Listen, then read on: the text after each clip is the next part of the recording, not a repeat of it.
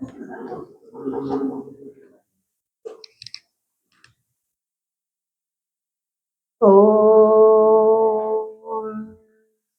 लक्ष्मीनाथसमारम्भां नाथयामुनमध्यमाम् अस्मदाचार्यपर्यन्तां वन्दे गुरुपरम्पराम्। ॐ अस्मद्गुरुभ्यो नमः। ॐ अस्मत्परमगुरुभ्यो नमः। ॐ अस्मत्सर्वगुरुभ्यो नमः। ज्ञानानन्दमयं देवं निर्मलस्फटिकाकृतिम् आधारं सर्वविद्यानां हयग्रीवमुपास्महे।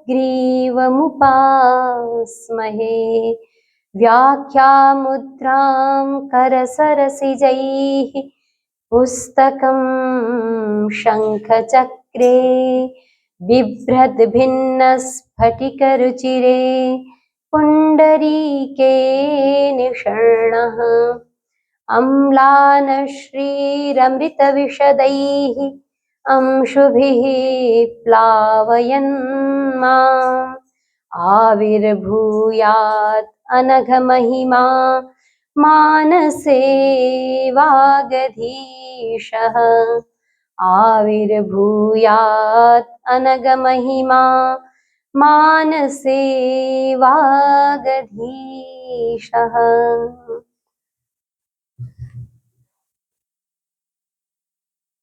स्वाचार्य चरणारविन्दान्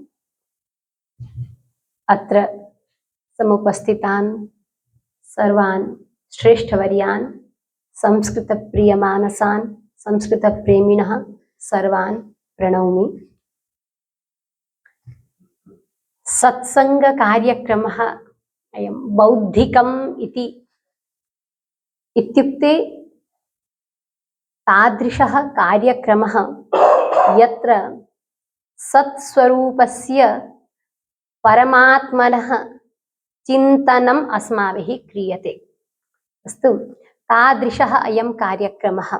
सत् इति भगवान् एव वर्तते। तस्य ये अनुयायिनः सन्ति, ये भक्ताः, ये भागवताः, तेषां कृते अपि सत् शब्देन व्यवहारः भवति। तैः यः सङ्गः सः सत्सङ्गः नाम तादृशः व्यवहारः येन भगवता भागवतैश्च सह सङ्गः भवति, सः सत्सङ्गः इति सामान्यतः तात्पर्यम् अस्ति। आचार्यानुग्रहेण भगवत्कृपया च यथमति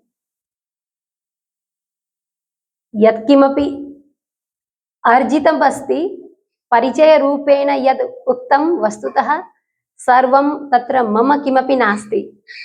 वस्तुतः तत्र आचार्यानुग्रहः अस्माकं यया पद्धत्या अस्माभिः शिक्षा अधीता, संस्कृतशास्त्राणि अधीतानि, सा पद्धतिः उच्यते गुरुकुलपद्धतिः। अस्तु, स्कूल् इति वयं वदामः। पूर्वं किम् आसीत्? गुरुकुलं, ऋषिकुलं। ऋषिकुलम् एव कदाचित् अपभ्रंशरूपेण स्कूल् जातं स्यात्। वस्तुतः ऋषिकुलम् अस्ति, गुरुकुलम् अस्ति। तत्र वंशः द्विविधः भवति, द्विविधः वंशः। यत्र अस्माकं जन्म, शरीरस्य जन्म भवति, सः एकः वंशः। यत्र अस्माकं वास्तविकं जन्म भवति, जन्म इत्युक्ते यत्र वयं परिचयं प्राप्नुमः, कस्मिन् कुले, कस्य परिवारे, कस्य सन्ततिरूपेण एतत् शरीरं प्राप्तं, तस्य परिचयः अत्र भवति खलु। लक्ष्मी शर्मा इति तत्रत्यः परिचयः अनेन शरीरेण स्वीक्रियते। परन्तु यत् आत्मवस्तु अस्य शरीरस्य सञ्चालकत्वेन भवति, तस्यापि परिचयः आवश्यकः। तस्य परिचयः कुत्र भवति? तस्य परिचयः ऋषिकुलेषु भवति। अतः विद्यया जन्मना च द्विधः वंशः भवति, विद्यावंशः जन्मवंशः। जन्मवंशः तु अन्ते यत् नाम संपूर्णं नाम अस्ति अन्तिमं श्रुत्वा ओ एतद् वंशीयः इति कदाचित् अस्माकं परिचयः भवति। परन्तु विद्यावंशस्य परिचयः कथं भवति? विद्यावंशस्य परिचयः भवति तेषाम् आचार्याणाम् अनुग्रहेण यत् किमपि वयं प्राप्तवन्तः तस्य अर्जित ज्ञानस्य प्रसाराय यदि अवसरः लभ्येत तर्हि तस्य वंशस्य परिचयः भवति। तेषाम् आचार्याणां मातृपितॄणाम् अनुग्रहेण यत् अस्माभिः गुरुकुलीय पद्धतौ अधीतं तद् विषये, यतः गुरुकुल शब्दस्य चर्चा अत्र आरब्धा, तर्हि गुरुकुलं कीदृशं भवति, तस्य स्वरूपं कीदृशं भवति। प्रायः गुरुकुल शब्देन सर्वेपि परिचिताः स्युः, श्रुतपूर्वः अयं शब्दः सर्वैः, परन्तु गुरुकुलं कथं भवति, कीदृशं भवति इति सर्वेषाम् अवगमनं न स्यात्। गुरुकुलम् इति यद् अस्ति तत्र आध्यात्मिक ज्ञानस्य प्रसाराय संपूर्णः अपि तत्र कार्यक्रमः, संपूर्णा अपि दिनचर्या भवति। केवलं ग्रन्थं हस्ते स्वीकृत्य अध्यापकः वदति, शिष्याः अनुवदन्ति, एवं अध्ययनं प्रवर्तते इति गुरुकुलं नास्ति। गुरुकुलस्य अध्ययन पद्धतिः तथा नास्ति। गुरुकुलस्य अध्ययन पद्धतौ सर्वांगीण विकासः इति बहुधा श्रूयते खलु अयं शब्दः, तस्य क्रियान्वयनं तत्र प्रयत्यते कर्तुं। कथं क्रियान्वयनं भवति इति अहं पूर्वं निवेदितवती।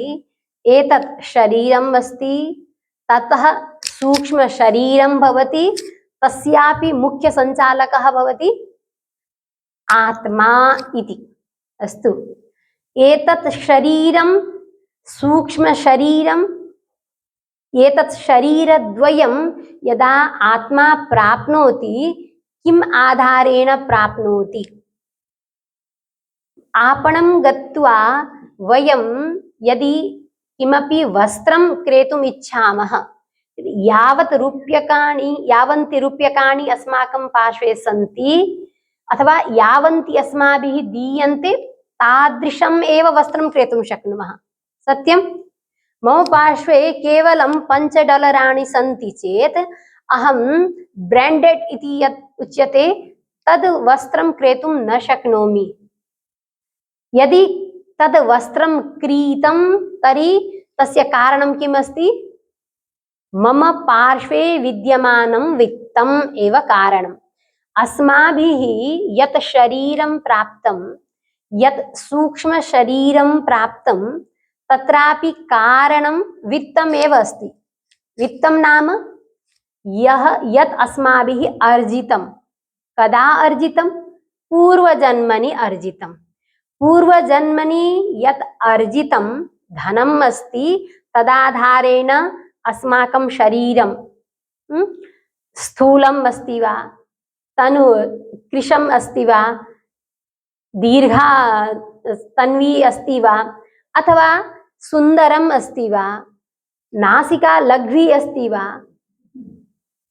सम्यक् एव अस्ति वा, नेत्रे विशाले स्तः, एतत् सर्वं भगवान् पक्षपातं न करोति। अस्तु, यथा आपणिकः न करोति। कथम् अस्माभिः लब्धम्?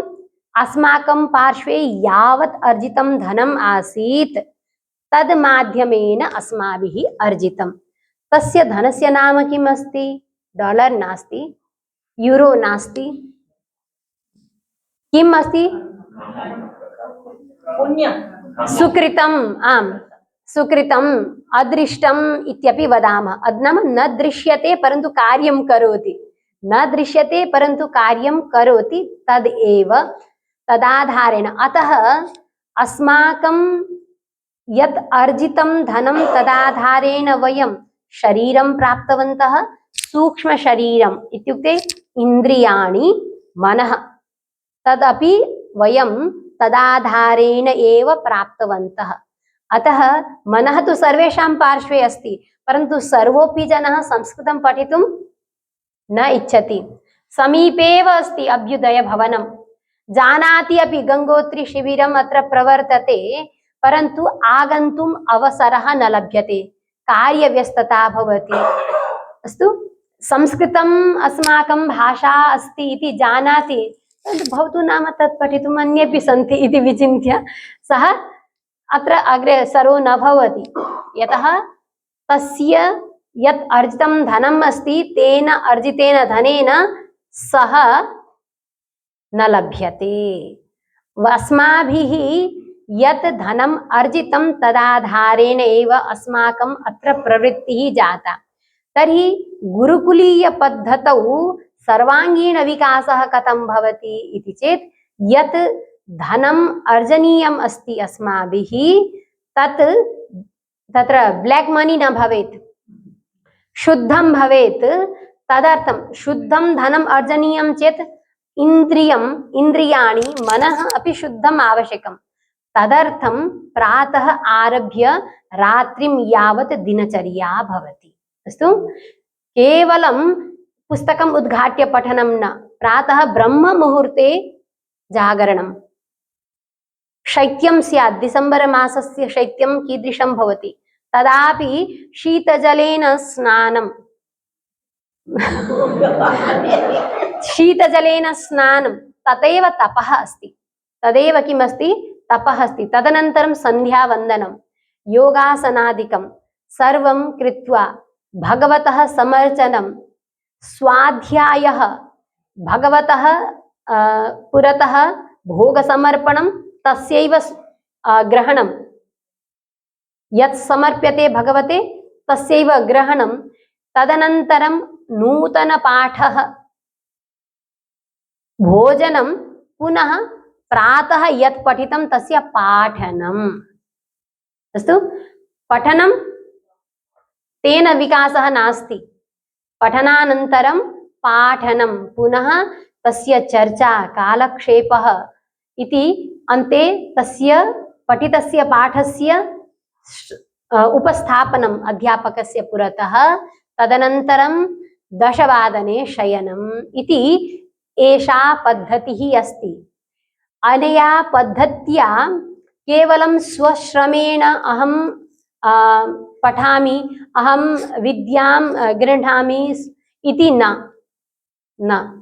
तत्र आचार्याणां तपः कार्यं करोति। तत् तपः एव अस्माकं शरीरं, यत् सूक्ष्म शरीरम् अस्ति तत् किं करोति, शोधयति। येन अस्माकं रुचिः उत्तमकार्येषु भवति। अस्तु, यतः तत्र परस्परं सम्बद्धाः सन्ति एते, अविद्या, कर्मवासना, रुचिः, प्रकृतिसम्बन्धः। अविद्या इत्युक्ते माया अस्ति, अविद्यया किं भवति, कर्मवासना, पूर्वकृतानि कर्माणि, तत्र अविद्या नाम एतत् शरीरम् अविद्या अस्ति, सत्यम्। एतत् शरीरं किम् अस्ति, अविद्या अस्ति, माया अस्ति, प्रकृतिः अस्ति। तेन किं भवति, अस्माकं पूर्वकृत कर्मभिः सह सम्बन्धः जायते। यदा शरीरेण सम्बन्धः तदा एव कर्मभिः सम्बन्धः।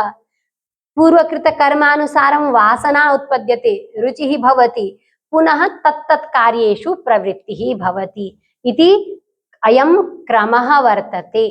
अस्तु, एतत् क्रमानुसारम् एव अस्माकं सर्वेषां भिन्न भिन्न कार्येषु प्रवृत्तिः भवति। अधुना अत्र अभ्युदय भवने स्थित्वा गंगोत्री शिबिरम् उपलक्ष्य वयं संस्कृतं पठन्तः स्मः इत्यपि किमस्ति, अस्माकं पूर्वजन्मनि कृतानां कर्मणां फलम्। एव वर्तते। विना कारणं किमपि कार्यं न भवति। यदि कार्यम् अस्ति चेत् कारणम् अवश्यमेव स्यात्। यदि तत्र वह्निः दृश्यते चेत् धूमः दृश्यते चेत् वह्निः अवश्यं स्यात्। अस्तु, अतः वयं सर्वेपि सौभाग्यशालिनः भवतः सर्वान् पुनः नमामि। अद्य किञ्चित् वयं, यतः वयं सर्वेपि भाषाशिक्षार्थिनः, संस्कृतभाषा पठनीया अस्ति अस्माभिः। किमर्थं पठनीया? किमर्थं संस्कृतं, किमर्थं फ्रेञ्च् न पठ्यते, जैपनीस् किमर्थं न पठ्यते? किमर्थं वयं संस्कृतं पठामः? देवस्य भाषा। यदि मम जन्म नेपाले अस्ति, नेपाली परिवारे मम जन्म अस्ति चेत् अहं नेपालीं जानामि, नेपाली भाषया व्यवहारः। गुजराती परिवारे यदि जन्म अस्ति चेत् गुजराती भाषां मातृभाषा, तया भाषया व्यवहारः। अस्तु, वयं कस्मिन् परिवारे जन्म लब्धवन्तः? कस्य अंशाः वयं? वयम् इत्युक्ते अद्य अत्र वर्तमानः आत्मा कस्य अंशः अस्ति? भगवतः भाषा संस्कृतं। तर्हि अस्माकं मातृभाषा वस्तुतः केवलं भारते लब्धजन्मनाम् एव संस्कृतम् इति न, सर्वेषामपि यः कोऽपि जीवात्मा अस्ति सर्वस्य भाषा संस्कृतमेव। केवलं देहभेदेन स्थानभेदेन भिन्ना भिन्ना भवितुम् अर्हति। आत्मरूपेण आत्मसम्बन्धेन यदि पश्यामः चेत् सर्वेषां भाषा संस्कृतं। यतः सर्वोऽपि जीवात्मा परमात्मनः अंशः। कोऽपि जीवात्मा तादृशः अस्ति यः परमात्मनः अंशः न स्यात्? नास्ति कोऽपि। केवलं तत्र तत्त्वत्रयम् इति उच्यते। तत्त्वत्रयं नाम परमात्मा अस्ति मुख्यः, जीवात्मानः सन्ति, तदनन्तरम् अन्यत् यत् किमपि अस्ति तत्सर्वं कुत्र आगच्छति? प्रकृतिः अस्ति। इतः अतिरिच्य अन्यत् किमपि नास्ति। तर्हि ये केऽपि सन्ति सर्वेषां भाषा अस्ति संस्कृतं। पशूनामपि भाषा संस्कृतं, पक्षिणां भाषा अपि ते न जानन्ति। किमर्थं न जानन्ति? कारणं तस्य तदेव अविद्या कर्म वासना रुचि प्रकृति संबंधानां क्रमः। यस्मिन् तत्र यस्यां योनौ तेषां जन्म अभवत् तदाधारेण यदा प्रकृति संबंधः जायते, जन्म इत्युक्ते देह संबंधः, मृत्यु इत्युक्ते देह वियोगः। जन्म नाम देह संबंधः, मृत्युः इत्युक्ते देह वियोगः। यदा देह संबंधः भवति अविद्या स्वतः अस्ति, देह इत्युक्ते अविद्या, तर्हि सः विस्मरति। यदि देह संबंधः नास्ति चेत् तस्य स्मृतिः भवति, सः आत्मनः स्वरूपम् अस्ति, ज्ञानवान् आत्मा। अतः अस्माकं सर्वेषां भाषा संस्कृतभाषा, सर्वेषां भाषा संस्कृतभाषा। अतः मातृभाषा अस्माभिः स्वतः अध्येतव्या एव। न जानीमः चेत् संस्कृतभारती गृहं गृहम् आगत्य बोधयति अस्मान्, भवतां भाषा संस्कृतभाषा, सा पठनीया इति। अन्यत् किं कारणं, किमर्थम् अस्माभिः संस्कृतं पठनीयम् इति चेत् देवभाषा अस्ति अतः पठनीयं। वयं तस्य अंशाः इति तु एका कथा। अन्या कथा का? अस्याः भाषायाः नाम किम् अस्ति? संस्कृतं। संस्कृतम् इत्युक्ते सम् उपसर्गः क्री धातुः। यदा सम् उपसर्गः क्री धातुः अलङ्कारे अर्थे भवति, भूषणे अर्थे भवति, तर्हि किं भवति? तत्र मध्ये सकारः आगच्छति, संस्करोति इति। परिष्कृता भाषा अस्ति, अत्यन्तं शुद्धा भाषा अस्ति, वैज्ञानिकी भाषा अस्ति। अस्याः भाषायाः प्रयोगेन वयमपि संस्कृताः भवामः एतदर्थमपि संस्कृतम् अध्येयम्। अस्तु, प्रथमं प्रारम्भः कथं भवति? मातृभाषावत् प्रारम्भः भवति। यः गोविन्दमहोदयेन वयं बोधिताः एव, मातृभाषावत् प्रारम्भः भवति, परन्तु तस्य संरक्षणं यदि आवश्यकं, केवलं मातृभाषाम् एव पश्यामः चेत् बहवः अपभ्रंशाः सन्ति। मातृभाषा सर्वदा समाना न भवति। अवधि चिन्तयन्तु, अवधि हिंदी, अवधि या भाषा अस्ति, ग्रन्थेषु या अवधि अस्ति अद्यत्वे तथा नास्ति। अन्यासु भाषासु अपि तथैव, पूर्वं यथा आसीत् अद्यत्वे तथा तस्य स्वरूपं नास्ति। किमर्थमिति चेत् तादृशं सम्यक् व्याकरणं तस्य न निर्मितं, तस्याः भाषायाः व्याकरणं तादृशं सम्यक् नास्ति। अस्ति चेदपि जनाः मातृभाषा वर्तते इति कारणेन तस्य परिपालनं न कुर्वन्ति, एवमेव चलति। परन्तु अस्माकं तु भाषा एव संस्कृतम्, अस्य व्याकरणमपि सुदृढं नित्यम् अस्ति। यदा संस्कृतं नित्यं, भाषा नित्या, तर्हि अस्याः भाषायाः व्याकरणम् अपि नित्यम् अस्ति। तत्र शब्दराशिः वेदाः सन्ति। शब्दराशिः इत्युक्ते वेदाः। वेदेषु या भाषा संस्कृतम् अस्ति तस्य व्याकरणम् अपि नित्यं, यतः वेदाः नित्याः। अतः तां भाषां संरक्षितुम् अस्माभिः व्याकरणम् अवश्यमेव पठनीयं भवति। अतः एव तस्य स्वरूपं किम् अधुना पर्यन्तं संरक्षितम् अस्ति। सृष्टिः कदा आरब्धा न कोऽपि जानाति। अनादिकालतः सृष्टिः। एषा संस्कृतभाषा कीदृशी? अनादिनिधना ह्येषा वागुत्सृष्टा स्वयंभू। अनादिनिधना ह्येषा भाषा, परन्तु स्वरूपं पूर्ववत् एव अस्ति। किं कारणं? व्याकरणमेव तत्र कारणम्। अतः व्याकरणं बोधयति किम् इति चेत् शास्त्रपूर्वके प्रयोगे अभ्युदयः तत्तुल्यं वेदशब्देन। केवलं भावं बोधयितुं भाषायाः प्रयोगः न भवति भो। भावं बोधयितुं भाषा व्यवह्रियते इति एका कथा, एकः विषयः, परन्तु अस्माकं या भाषा अस्ति तस्याः शब्दानाम् उच्चारणेन एव अभ्युदयः, शास्त्रपूर्वके प्रयोगे अभ्युदयः इति अस्माकम् आचार्याः वदन्ति। संस्कृतेन वक्तव्यं, परन्तु कीदृशं स्यात् संस्कृतं? शास्त्रान्वितं स्यात्। शास्त्रान्वितं कदा भवति? यदा व्याकरणाध्ययनं भवति। अतः एव ये वेदाः सन्ति, वेदेषु ये शब्दाः अधुनापि ते पूर्ववत् एव पठ्यन्ते, पाठ्यन्ते च। कदापि वेदस्य तत्र ऋक् संहिता अस्ति, यजुस्संहिता अस्ति, अथर्वसंहिता अस्ति, सामसंहिता अस्ति। यथा पूर्वं मन्त्राः अधुनापि तथैव मन्त्राः। कारणं किं? तेषाम् आनुपूर्वी सुरक्षिता। तेषाम् आनुपूर्वी सुरक्षिता। कथं पठनीयं, केन नियमेन अस्माभिः वर्तितव्यम् इति सर्वं तत्र निर्धारितम् अस्ति। तदाधारेण पठ्यते। अतः भाषायाः तत् स्वरूपं संरक्षितुं व्याकरणस्य महत् योगदानम् अस्ति। अतः एव अस्माकं शास्त्रे किम् उच्यते? अस्माकं धर्मग्रन्थः, मुख्यग्रन्थः कः इति? वेदाः।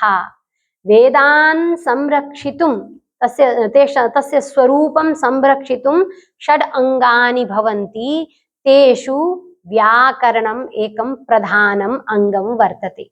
व्याकरणं किमस्ति? प्रधानम् अङ्गं। प्रधानम् अङ्गम् इत्युक्ते बहु तत्र प्रधानतया यत् सहायकं भवति। कथं सहायकं भवति इति अस्माकम् आचार्याः बोधयन्ति। रक्षोहागमलघ्वसन्देहाः प्रयोजनम्। व्याकरण तत्र वेदानां स्वरूपं यदि संरक्षणीयं चेत् व्याकरणम् अत्यन्तम् उपयोगी। एवं कथनेन चलति वा कार्यं? कथनेन चलति वा?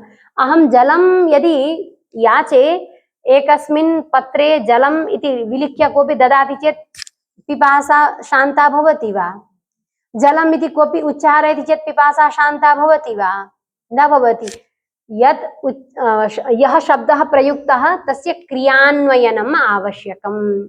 अस्तु, तस्य क्रियान्वयनम् आवश्यकम्। रक्षोहागमलघ्वसन्देहाः प्रयोजनम् इति उक्तम्, परन्तु रक्षोहागमलघ्वसन्देहाः इत्यस्य तात्पर्यं किं, कथं ते कार्यं कुर्वन्ति इति बोधः अपि आवश्यकः। वेदस्य रक्षार्थं व्याकरणम् अध्येयम्। वेदस्य रक्षा, वेदः नित्याः, किमर्थं रक्षणीयाः इति जिज्ञासा स्यात्। वेदः तु नित्यः, कदापि नाशः न भवति, किमर्थं रक्षणीयाः? वेदाः कदापि न नश्यन्ति, परन्तु या परम्परा अस्ति, श्रुति परम्परा, सा संरक्षणीया। तदर्थं व्याकरणस्य आवश्यकता वर्तते। कथं रक्षा भवति इति चेत्, वेदेषु केचन शब्दाः वैदिकशब्दाः केवलं वेदे व्यवह्रियन्ते, लोके तेषां व्यवहारः नास्ति। परन्तु यदि वयं व्याकरणं न जानीमः, मया तु तत्र शिबिरे अयं शब्दः न श्रुतः, अशुद्धं स्यात् इति कृत्वा कश्चन किं करिष्यति, अस्य संशोधनं करिष्यामि इति आरभते तर्हि किं भविष्यति? वेदस्य रक्षा न, दुर्दशा भविष्यति। अस्तु, अतः व्याकरणं तत्र आवश्यकं।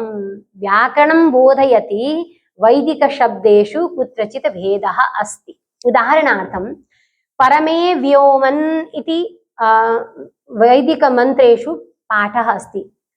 वयं सर्वेपि प्रायः जानीमः नकारान्तशब्दानां रूपाणि कथं भवन्ति इति। सप्तम्यां व्योम्नि इति भवति, तत्र लिखितमस्ति परमे व्योमन्। तर्हि व्योमन् इति तु संबोधने भवति इति कृत्वा अर्थस्य अपार्थम् अपि कर्तुं प्रभवति कश्चन। अतः तत्र व्याकरणम् आगत्य किं वदति, न, तत्र सुपां सुलुक् नाम विभक्तिः लुप्ता अस्ति। एतद् व्याकरणं ज्ञानं विना न सम्भवति। अतः व्याकरणेन किं कृतं? रक्षा। वैदिकमन्त्राणां या आनुपूर्वी अस्ति सा संरक्षिता। एवं कुत्रचित् किं भवति, अपरः एव वर्णः श्रूयते, अहं गृह्णामि इति वदामि लौकिकभाषायाम्, अहं गृह्णामि, परन्तु वेदे गृह्णामि अपि भवति। जहार इति लोके व्यवह्रियते, परन्तु वेदे जभार अपि अस्ति। यदि व्याकरणं न पठितं चेत् पुनः सः लेखनीम् आनीय किं करिष्यति? अशुद्धं जहार इति, तेन किम् आनुपूर्वी नष्टा पुनः। अतः तत्रापि व्याकरणज्ञानं सहायकं भवति। वेदे तत्र हकारस्य भकारादेशः इति बोधयति। व्याकरणं ततः तद्रीत्या सहायकं। कुत्रचित् किं भवति, अपरः एव आगमः भवति, नाम आगन्तुकः अस्ति सः।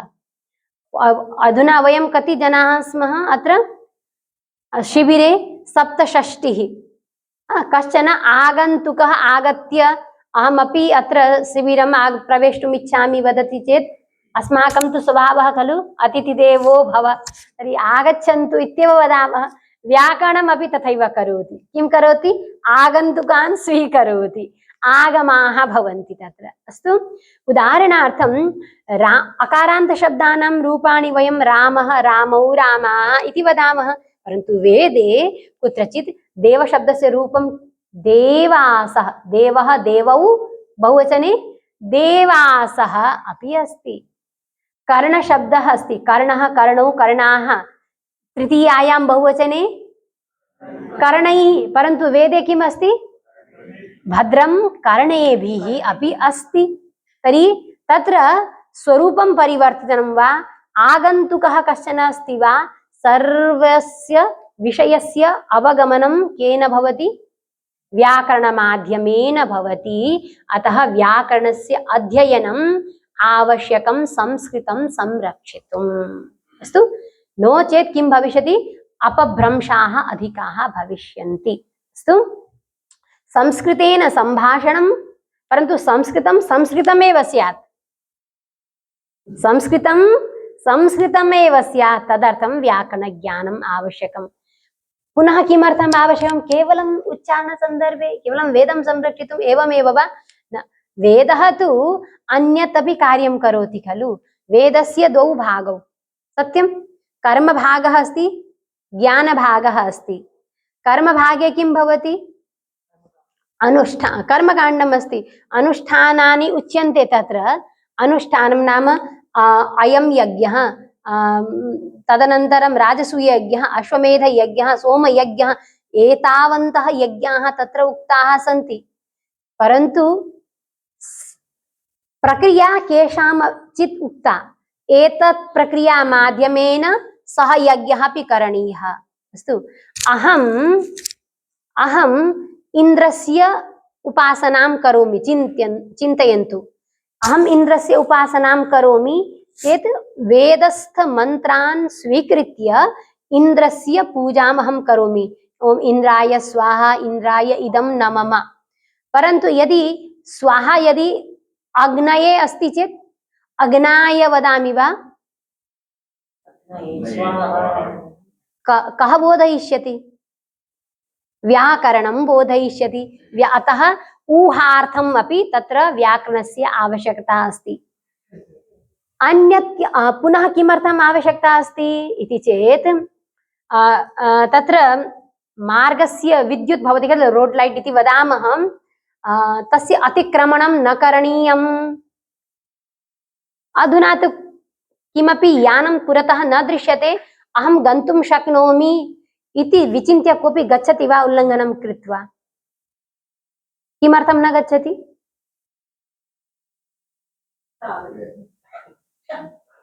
सः किमर्थम् आगच्छति? आरक्षकः किमर्थम् आगच्छति? नियमः कस्य अस्ति? सर्वकारस्य अस्ति। कस्य अस्ति? सर्वकारस्य। सर्वकारस्य आज्ञा अवश्यं परिपालनीया, नो चेत् इतः गच्छन्तु नो चेत् इतः गच्छन्तु। तर्हि अस्माकं यः सर्वकारः अस्ति, अस्माकं यः सर्वकारः संविधानरूपेण अस्ति, सः वेदः, सः वेदः आगमः। तस्य आज्ञा का जानन्ति वा? तस्य आज्ञा अस्ति निष्कारणो वेदः षडङ्गो अध्येयः ज्ञेयश्च इति वदति। अस्तु, नाम अस्माभिः वेदः ज्ञेयः अध्येयः। कथं ज्ञेयः? षडङ्गपूर्वकं। तस्य षड् अङ्गानि सन्ति, तेषाम् अध्ययनपूर्वकं वेदज्ञानं करणीयम् इति। अतः आगमाज्ञा अस्ति इति कारणेनापि अस्माभिः तत्र तस्य अध्ययनं करणीयम्। अस्तु, सामान्यदृष्ट्यापि वयं यावन्ति कर्माणि कुर्मः तेषां कर्मणां त्रैविध्यम् अस्ति। नित्यकर्म, नैमित्तिककर्म, काम्यकर्म इति अस्ति खलु। नित्यकर्म इत्युक्ते नित्यं करणीयम् एव। करणे फलम् अस्ति न वा न जानामि, करणे फलं नास्ति, परन्तु अकरणे प्रत्यवायः भवति। नित्यकर्म इत्युक्ते फलं नास्ति परन्तु अकरणे प्रत्यवायः भवति। नैमित्तिकं कर्म किम् अस्ति? नैमित्तिकं कर्म फलम् अस्ति, अकरणे प्रत्यवायः अस्ति। तत् यथा जातकर्मसंस्कारः, नामकरणसंस्कारः, अन्त्येष्टिसंस्कारः इत्यादि यदि वयं न कुर्मः चेत् प्रत्यवायः नाम दोषः अस्ति। काम्यकर्म इत्युक्ते सत्यनारायणपूजा अस्ति गृहे, किमपि लक्ष्यम् आधारीकृत्य सा पूजा क्रियते, तदर्थं कामना एव मुख्यं लक्ष्यम् अस्ति। तत्र अस्माकं कामनया वयं तत् कर्म कुर्मः, काम्य कुर्मः। तत्र फलम् अवश्यम् अस्ति परन्तु प्रत्यवायः नास्ति। यदि आगमाज्ञा अस्ति, स्वाध्यायः करणीयः, स्वाध्याय प्रवचनाभ्यां न प्रमदितव्यम् इति सर्वकारीया आज्ञा अस्ति। सर्वकारीया आज्ञा अस्ति चेत् फलं तु भवतु न वा न जानामि, परन्तु न कुर्मः चेत् किं भविष्यति? प्रत्यवायः भविष्यति। अतः अपि अस्माभिः किं करणीयं? व्याकरणं पठनीयम् एव भवति। पुनः किं करणीयम्? एवमेव केवलं बलात् योज्यते वा पठितुं व्याकरणं? न न न, तथा नास्ति। तादृशः अयं निर्दयः नास्ति। शास्त्रं तादृशं निर्दयं नास्ति। फलमपि अस्ति तस्य। किम् इति चेत् लघ्वर्थम्। किमर्थं? लघ्वर्थम्। लघुना उपायेन सर्वोऽपि शब्दराशिः ज्ञातुं शक्यते। तदर्थं व्याकरणम् एव शरणम्। रामशब्दः पाठितः एकवारं चेत् देवः, ईश्वरः, कृष्णः, सर्वेषां शब्दानां स्वतः अवगमनं भवति न वा? कथम् अवगमनं? व्याकरणेन। अस्तु, यतः व्याकरणम् इत्युक्ते पाणिनिना विरचितं शास्त्रं न।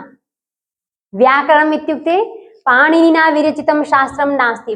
व्याकरणं नाम व्याक्रियन्ते, व्युत्पाद्यन्ते, पृथक् क्रियन्ते शब्दाः अनेन, तद् व्याकरणम् अस्ति। एते शब्दाः शुद्धाः साधवः सन्ति, तत् अतिरिच्य असाधवः इति ज्ञानं कुतः भवति? व्याकरणेन भवति। तावदेव न, रामः इति शब्दः अस्ति, तत्र राम इति प्रातिपदिकं, सु इति प्रत्ययः इति व्याकरणम्। अयं विभागः अपि केन क्रियते? व्याकरणेन क्रियते। अतः शॉर्टकट अस्ति खलु, फार्मुला भवति चेत् शीघ्रं स्मरामः। यदि फार्मुला न स्यात्, तत्र गणिते यदि न स्यात् फार्मुला, तर्हि समुद्रः एव अस्ति। फार्मुला माध्यमेन किं भवति? वयम् अल्पेन समयेन तत् प्राप्तुम्, अधिगन्तुं शक्नुमः। अतः व्याकरणपठनस्य लाभः अपि अस्ति। सर्वोऽपि शब्दराशिः अल्पेन उपायेन, लघुना उपायेन ज्ञातुं शक्यते। इतोपि अपरम् अपि प्रयोजनमस्ति। किम् इति चेत् असन्देहः। असन्देहः नाम अस्य शब्दस्य अर्थः कः, अस्य तात्पर्यं किम् इति सन्देहः भवति मनसि चेत्, तस्य सन्देहस्य निवारणाय अपि व्याकरणं शरणं। व्याकरणं यत् अस्ति, व्याकरणस्य यत् सम्पूर्णं स्वरूपम् अस्ति, भवन्तः ये वैदिकाः सन्ति, तैः कदाचित् एवं हस्तः क्रियते, एवं क्रियते, दृष्टं वा? वे मन्त्राणां पारायणे हस्तस्वरः क्रियते खलु। किमर्थं क्रियते? किमर्थम् इति चेत् तत्र उदात्त अनुदात्त स्वरित स्वराः भवन्ति, तेषां बोधाय। यदि उदात्तः चेत् उपरि गच्छति, अनुदात्तः चेत् अधः गच्छति, स्वरितः चेत् मध्ये तिष्ठति। तदनन्तरं कुत्रापि गु इत्यादिकम् अस्ति, तत्र किमपि एतत् सर्वम् अस्ति, वैदिकाः सर्वं सम्यक् जानन्ति। अस्तु, तत्र उदात्तः अ अस्ति, अकारः एकः स्वीक्रियताम्, अ उदात्तः, अनुदात्तः अ स्वरितः। एकः एव स्वरः, त्रिधा भिन्नः। वेदेषु एतद् आधारेण पाठः भवति। तर्हि स्वरमाध्यमेन कस्य शब्दस्य कः अर्थः इति ज्ञानं भवति। तथा न कुर्मः चेत्, एवं वेदस्य संरक्षणं न कुर्मः चेत्, मन्त्रजपेन, मन्त्रस्य उच्चारणेन यः लाभः अस्माभिः अर्थितः भवति, सः न भवति। कथम् इति चेत् आचार्याः स्वयम् एव वदन्ति, मन्त्रो हीनः स्वरतो वर्णतो वा मिथ्या प्रयुक्तो न तमर्थमाह, सवाग्वज्रो यजमानं हिनस्ति यथेन्द्र शत्रुः स्वरतोपराधात्। स्वरतः अपराधात् सः वाक् एव वज्ररूपेण अभवत्, यजमानं हिनस्ति। किं जातं तादृशम् इति मनसि प्रश्नः स्यात्। वृत्रासुरस्य कथा काचित् पुराणेषु अस्ति। वृत्रासुरः कथम् उत्पादितः? सः इन्द्रस्य वधार्थम्। ऋत्विग्भिः एव यज्ञमाध्यमेन सः उत्पादितः, मन्त्रप्रयोगमाध्यमेन। इन्द्रशत्रुर्विवर्धस्व इति मन्त्रः प्रयुक्तः। इन्द्रशत्रुः विवर्धस्व, इन्द्रशत्रुः इति यत् पदम् अस्ति तस्मिन् पदे द्वौ शब्दौ मिलित्वा एकं पदं भवति इन्द्रः शत्रुः। अतः अर्थः भिन्नः भिन्नः भवितुमर्हति। इन्द्रस्य शत्रुः, शत्रुः नाम नाशकः, घातयिता, नाशकः। इन्द्रस्य शत्रुः इन्द्रशत्रुः। इन्द्रः शत्रुः यस्य सोऽपि इन्द्रशत्रुः। यः इन्द्रं मारयति सः अपि इन्द्रशत्रुः। इन्द्रः यं मारयति सः अपि इन्द्रशत्रुः। एकस्यैव पदस्य द्वौ अर्थौ। कथं जानीमः, कथं भेदः भवति चेत् यदि आद्युदात्तः अस्ति नाम उदात्तस्वरः आदौ अस्ति चेत् बहुव्रीहि, उदात्तस्वरः अन्ते अस्ति चेत् तत्पुरुषः। एकेन स्वरेण भेदः। ते ऋत्विजः इन्द्रशत्रुर्विवर्धस्व इति स्थाने किम् उक्तवन्तः? न इन्द्रशत्रुर्विवर्धस्व इति स्थाने इन्द्रशत्रुर्विवर्धस्व इति उक्तवन्तः। नाम अन्तोदात्तः इन्द्रस्य शत्रुः आवश्यकः आसीत्, परन्तु ते कथं मन्त्रोच्चारणं कृतवन्तः? इन्द्रः शत्रुः यस्य, तेन किं भवति? सः वाग्वज्रः यजमानं हिनस्ति। वृत्रासुरम् एव इन्द्रः मारितवान्। अस्तु, अत्र मन्त्रः यः अस्ति, मन्त्रः बहु संरक्षणीयः भवति। तत्र इण्डक्शन् वयं स्वीकुर्मः खलु, एवमेव सर्वैः तस्य स्पर्शः क्रियते, सर्वत्र इतस्ततः स्थाप्यते चेत् तावत् कार्यकारी भवति वा? न भवति। तस्य यत् गूढम् अस्ति, तस्य यत् अमूल्यम् अस्ति, तस्य संरक्षणमपि तत्र किं कैटेगरी उच्यते? जेड कैटेगरी आवश्यकं भवति तत्र। तद्रीत्या तस्य स्थापनं संरक्षणम् आवश्यकं भवति। वेदाः अस्माकं धनं, अस्माकं सर्वस्वम्, अस्माकं सम्पत्, तस्य संरक्षणाय अस्माभिः व्याकरणम् अध्येयम्। गंगोत्री शिबिरे संस्कृतं पठनीयम् इति वयं ज्ञातवन्तः। संस्कृतं कथं पठनीयम् इति अस्माभिः अनुवर्तनं करणीयं। कथम् अनुवर्तनं? केन माध्यमेन?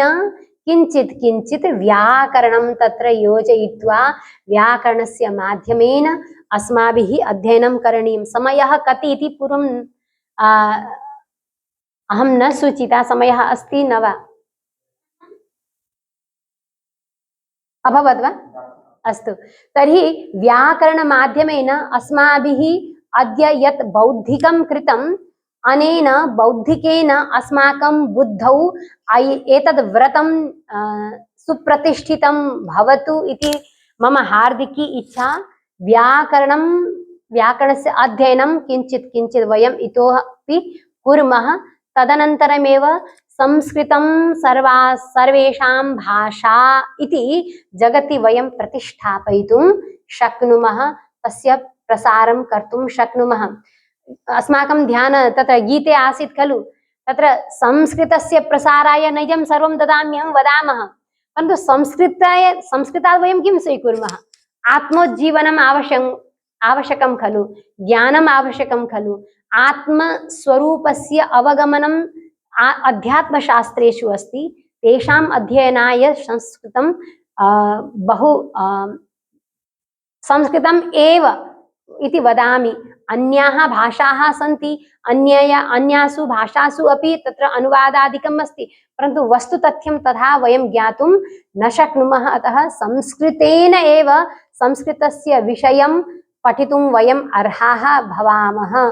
तदर्थं व्याकरणं बहु सहायकम् अस्ति कि व्याकरणपठने अस्माकम् अनुवृत्तिः भवेत् इति आशया स्ववाणीम् अत्रैव विरमामि। जयतु संस्कृतं विश्वपोषकम्।